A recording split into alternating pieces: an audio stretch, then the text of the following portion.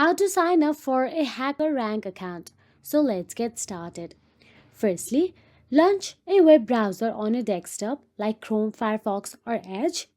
Then once logged in, on the search address bar, type down HackerRank and you'll get to see a HackerRank option available at the top and tap on it to navigate it to its official website.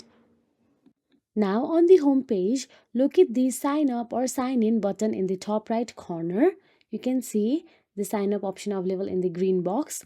Tap on it and here you can see create account option available there. Simply tap on it and tap on create account option available and navigate to the another page. Here you can sign up using one of the following: email and password, Google account, GitHub or Facebook account. Now enter your full name, email address, password and accept the terms of services and privacy policy by checking the box and click sign up. Check your inbox for a verification email from HackerRank and click the verification link to activate your account. Set up your coding preferences, skills and complete your profile to match challenges tailored to your expertise.